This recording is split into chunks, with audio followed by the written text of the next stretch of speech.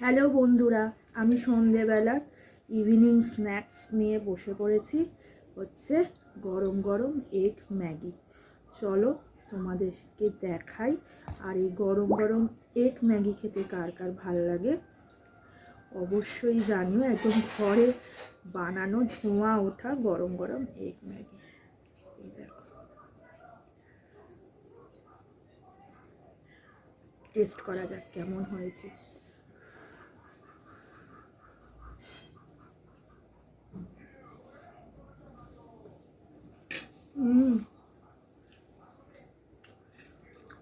অসাধারণ হয়েছে। এবং এর মধ্যে সস,